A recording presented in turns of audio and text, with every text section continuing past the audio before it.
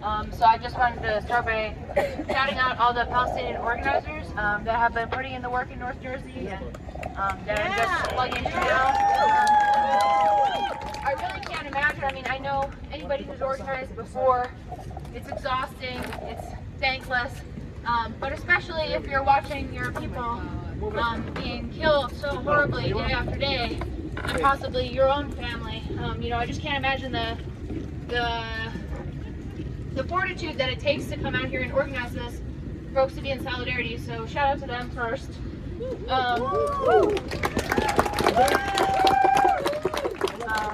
And I guess just what I'll say today is, you know, I'm Jewish, part of my family is Israeli, and this week was Tu B'Shvat, which is one of our 4 new years in the lunar calendar and the agricultural cycles of ancient Judea, which is now the land of Palestine/Israel in terms of nation states. And Tu B'Shvat is to commemorate when the first blooms begin on the trees in the land. And we're supposed to celebrate, you know, the beginning of a new harvest, new life on the trees. And the Seder involves the 7 sacred species, which are species that are indigenous to that land, including the olive tree.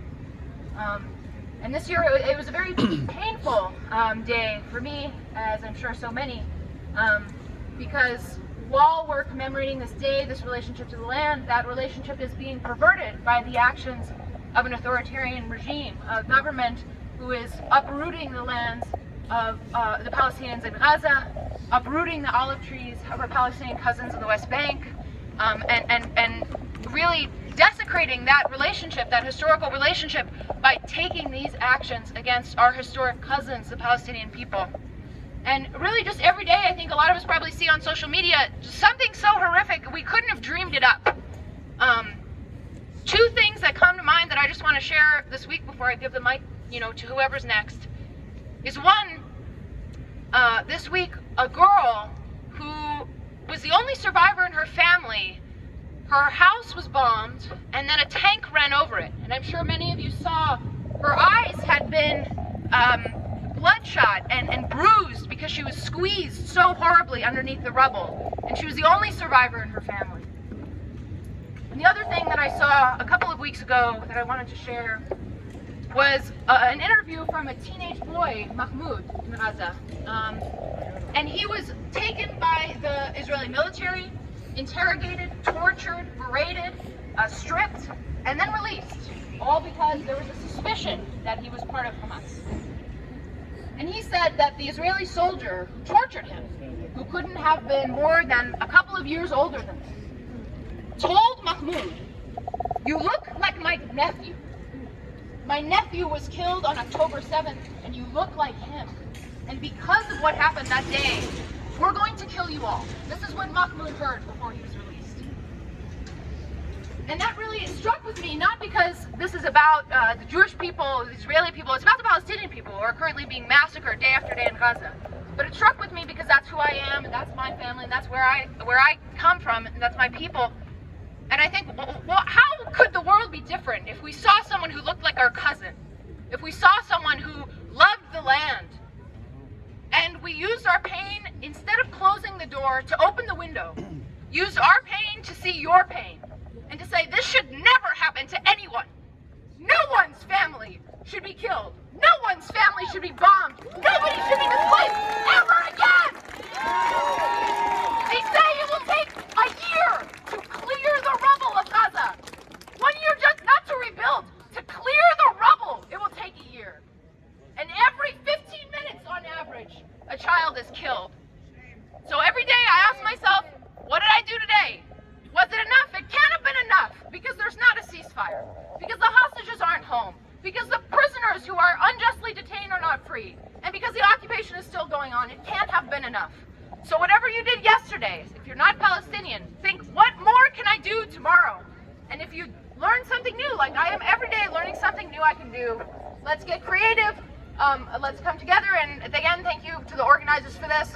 Ceasefire now! Ceasefire now! Ceasefire now! Ceasefire now! Ceasefire now! Ceasefire now! Ceasefire now! Ceasefire now! Ceasefire now! Ceasefire now! Thank you so much, Maya. We're going to open the floor if there's anybody else who would like to say a few words. And Mo? Okay, maybe more time.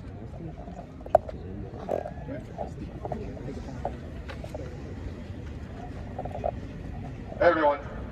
So I just wanted to just say a little poem that I wrote recently. Okay. Palestine, always on my mind. Every day I wake up and take in a genocide. As I lay shaken up, but they cannot break my pride. They have forsaken Gaza while silent snakes go high. Palestine, diamond fi atli. They will plunder while the U.S. watches approvingly. The bombs thunder and rain down with impunity. Children daily keep yelling, look what they do to me. Palestine, always on my mind. They always try to seek shelter, but there's nowhere to hide. Oppressive forces keep forcing them to flee south side, to then get slaughtered like sheep while on their safe ride. Palestine, diamond fi atli. Tourists visit our land to then go sightsee, while they're feeding the hand that always spites me, as our people are slammed with bombing nightly. Palestine, always on my mind. Every night before sleep, I want to curl up and cry, watching cowards in jeeps kill, then hurl up their lies. Western media sheep in their murderous guise. Palestine, diamond fi atli. But now I'm seeing a hope in our humanity, as I needed to cope with my own sanity. Together we have rewrote the actuality. Palestine, always on my mind. People marching in herds before our very eyes. From all over the world, united as we rise, with our children as birds joining us in the skies. Palestine, diamond fi atli. We are waiting the day Palestine will be free. And until then we say, from river to the sea, one day our children will play with no fear but with glee. Palestine, always on my mind. Together we are united and we just turn the tide. Love watching Biden and Bibi constantly squirm inside, exposing liars at the expense of all those who died. Palestine, diamond fi atli. I feel validated and now people see me. Now more empowered to stand up and speak up freely. And I'm prouder than ever to be Palestinian.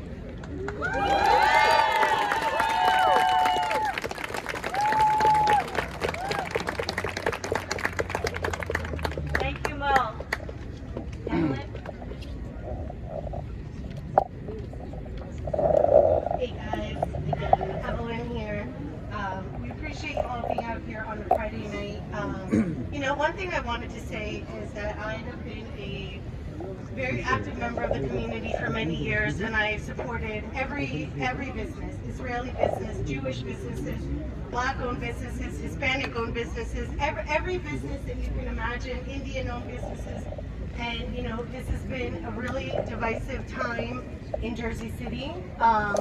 People keep claiming that I am spreading hate and anti-Semitism. And when I look at everyone here today, everyone from Jewish Voices for Peace, everyone who is Muslim, Palestinian, other religions, every race, every color, this is what Jersey City represents. Yeah.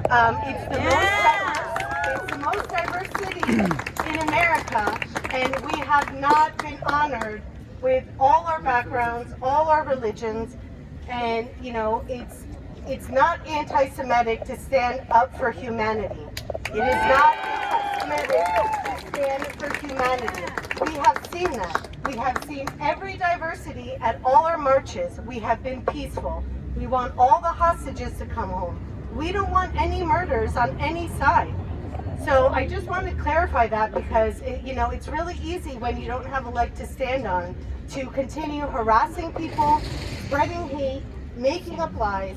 And this poem I found online, I did not write it, and it's not about Gaza, but it really resonated with me with everything going on, and it hurts my heart that some of us are being painted as being racist and anti-Semitic, but I have never displayed that in my actions in my whole life, especially not in the last 14 years that I've helped businesses and people from every socioeconomic status in Jersey City. I have fought for food drives, for toy drives, for school supplies, for children, for adults, for So I don't know. I really like this poem, and I wanted to read it to you. What should matter is not that he's black or she's white. What should matter is what's wrong and what's right. Not caring about the color of skin, but what lies within, the skin that we're in. It is only one part of what makes someone whole, like a soft shell protecting our hearts and our souls. My skin is like yours, and hers is like his. What should it matter what color it is? With so much uniqueness in every race, there's so much to choose, to respect and embrace. Could you imagine a world so drab and lame, where we all looked alike and acted the same? The race is not white, the race is not black. We're all running circles around the same track. It's a human race that we've all got to run, for when the race ends, it won't matter who won. Free Palestine! Free Palestine! Free America from Israel!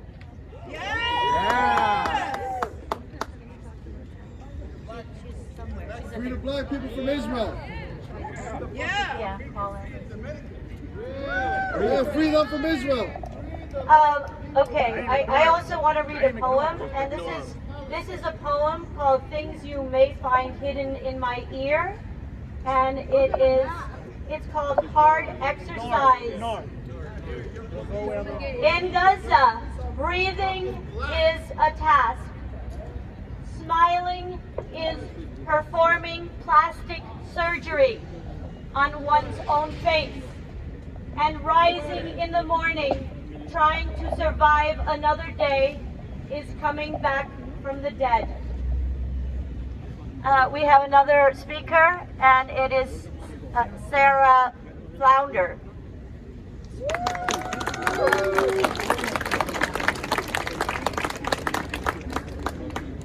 For everyone out here today, and I'll bet just about everyone here has been out again and again and again. Am I right? Yes. And with the demand for free Palestine, an end to the occupation.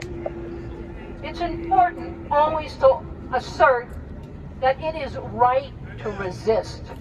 It is right to resist colonial occupation, massacres, sanctions, the withholding of food, the bombing of homes. It is right to resist. And defending the resistance, that's been taken off the table all over this country, and yet all over the world. That's the issue. It is right to resist. Now, I've been to Gaza several times in past years, and there were sanctions at that time where food was restricted, where medicine was so horribly restricted, where there were bombings going on. That was before October 7th. The terror has been going on for years. As soon as the UN established it, was there, Hamas was elected as the government of Gaza, the US and Israel began the sanctions, began the withholding of food and medicine and supplies. This is a war that began in 1948. It did not start on October 7th. The systematic use of terror, the destruction of homes and of children and of schools. Now, and of hospitals again and again, systematically. There were Israeli soldiers a few days ago. They brought the house down on themselves, trying to bomb and destroy a whole neighborhood. And that really is an analogy of what is happening in Israel today. They are pulling the whole state down on themselves because they're faced around the world for the crime that they're committing. And that's important to know where it's going, because there is an intense struggle even within Israel for those who won't accept this and are resisting. And around the world, we have to also support, applaud, recognize others who are resisting How about Ansarallah in Yemen, who says, just stop the bombing. The ships will go through. Just stop this war. Don't they have a right to say that? Yes, they do, yes. The International Court of Justice, they accepted this case. Now this case is going to go on for years with more and more and more evidence. And it's a very powerful tool to anyone who gets charged, whether they're students or at a job, as being a supporter of terrorism because they support Palestine. No, they're a supporter of human rights. They're saying, yes, here's a whole case, documented, pages and pages, that it's genocide that's happening. So we should take great confidence, continue our strength. It's needed more than ever. I was in Cairo when we tried to bring a shipment. There are trucks that stretch for miles and miles. The supplies are there. But Israel won't let it through. And that's a crime. And that's with U.S. support. So we have a lot of demands we got to make of this government right here for being the supporters of genocide. And everyone here is speaking for human rights, for Palestine's rights, but for the rights of the people of the whole world to reject this idea that it's acceptable to starve a whole people down. So thank you to everyone who's here. Really, this is a whole movement. It's a movement here in Jersey City. It's a movement in the U.S. It's a movement worldwide. And we will win. Palestine will win. Resistance is justified. Resistance is justified. When people face genocide. When people face genocide. Okay, we have a prayer. Yes.